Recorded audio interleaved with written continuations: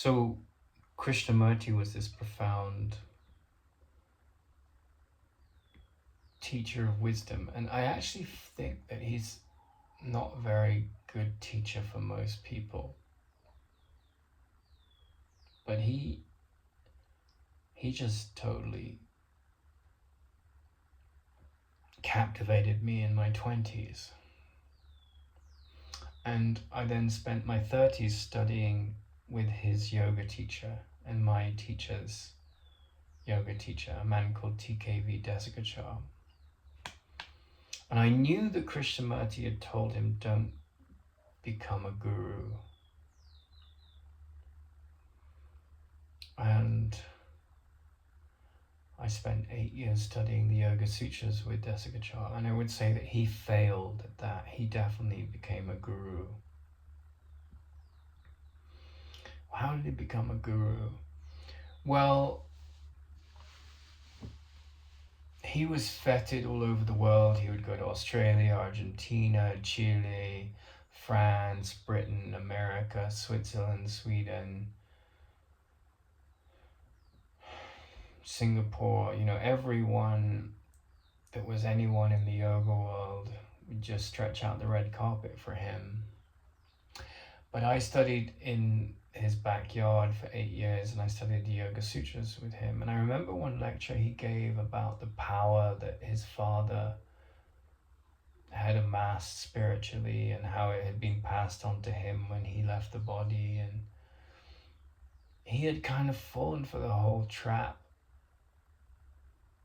Like Carlos Castaneda, he says, I found a lot of freedom when I was freed I freed myself of a history, being someone in the world. But he was very bound to his lineage, and they had a lot of good stuff to impart. There was a lot of wisdom there. But I've never been good at being a sheeple. Like, that is someone that follows someone and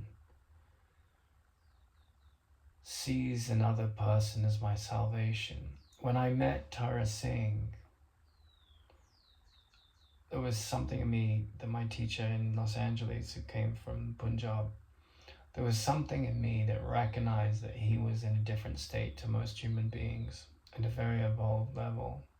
And I'd met poet laureates, I'd met David Attenborough, I'd met all these incredible people, and I'd, been in the world and seen a lot of wounded people as well. But meeting him, I just knew something was different about him from the masses. And I went to India basically because of meditation guidance. I had this intuition through a series of experiences. I was kind of guided there inwardly. And I studied the Yoga Sutras with them, but at the Krishnamacharya Foundation. And I'm not saying there isn't a lot of good relative healing modalities there. There are some incredible gifts that Krishnamacharya left the world.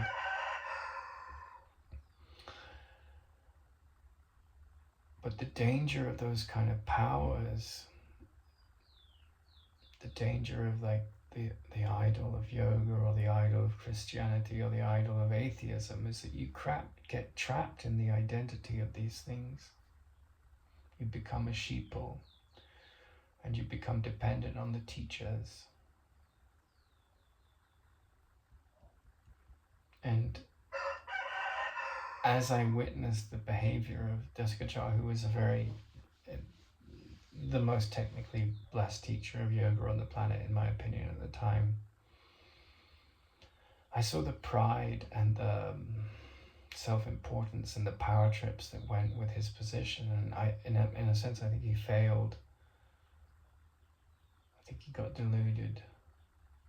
When he would walk into the room, everyone would stand up, which was sort of like the tradition in that culture. But I think more often than not that those kind of situations make people into... They retard the journey that they really need to be taking and they want to be taking, but but they get caught in this importance story.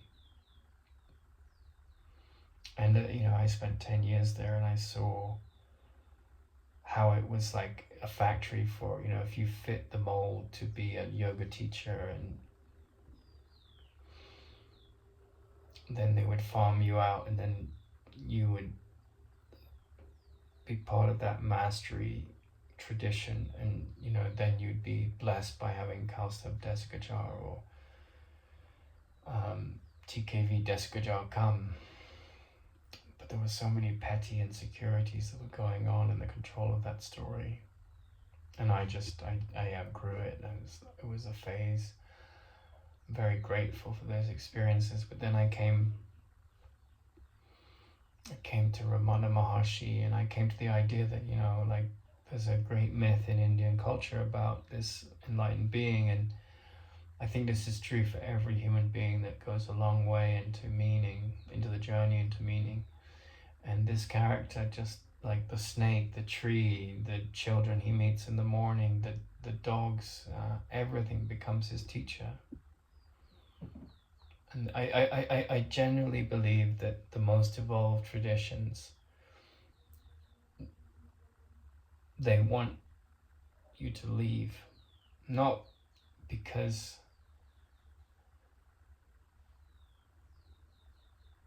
they have no more value to impart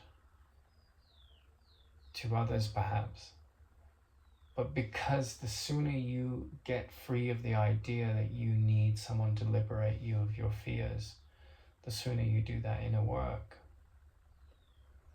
But a lot of these traditions are focused on you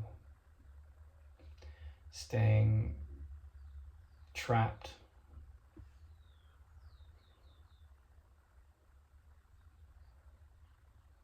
and the real teacher of wisdom wants to see the back of you, not because they don't like you, they love you wholeheartedly, of course, but they don't want you bound to a system of teaching that keeps you an underdog in your mind, where you have these pedestals in your head. So I like anyone that's a super successful spiritual teacher or psychotherapist, they're very sophisticated, very intelligent, they can talk very clearly and eruditely, but they may be lost in a guru trip,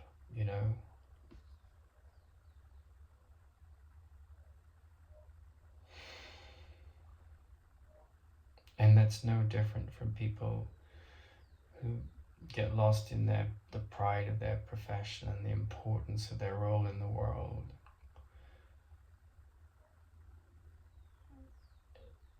In a sense, spiritual maturity is the statement, there's no one there.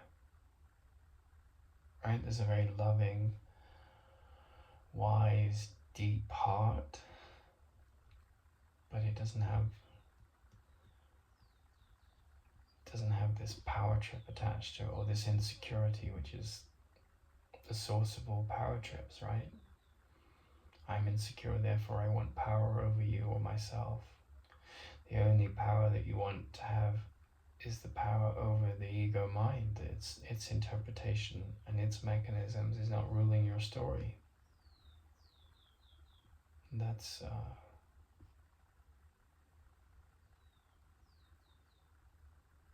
it's funny because I was at the feet of perhaps the most technically advanced yoga teacher on the planet, and I studied the Yoga Sutras with him, and it was really, I'm very grateful for that experience. But then he raised a son who was like abusing all these women and was just full of his power trip. And I'm not trying to shame those people, they did it to themselves, right? There's countless stories of gurus that abuse their position. Countless stories of authorities that abuse their position. And that's what Krishnamurti meant. Don't become a guru. Don't think that your job is to fix other people. Don't think your job is to save other people from themselves. The only person that you can save is yourself. And the effect of that, there are impacts on that kind of shift, in the world.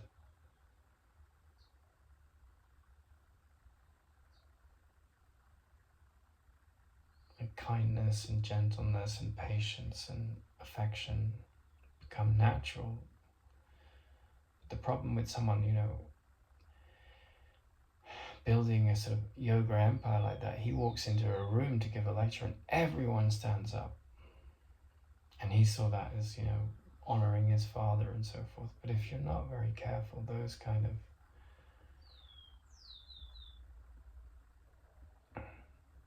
teacher trips, you think you're someone, you take on the role of a god. And that's why, if you stumble, if you're lucky enough to stumble on very evolved people, there's no one there. I mean, there's a personality there, and there's like someone attending to the challenges that come with living in the world, but there's no, it's like Krishnamurti used to say, it's like there's a boat moving, but there's no wake. There's no, and it took me years to really understand this and to bring it to application. And you go through so many tests to get to that state where awareness is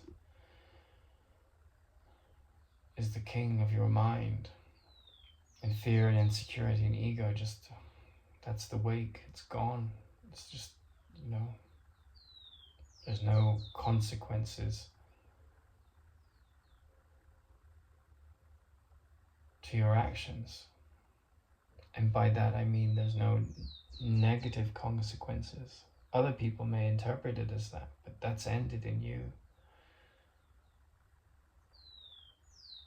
I'm not saying that challenges with the body and survival or thriving don't go away. They are very much still there at a relative level.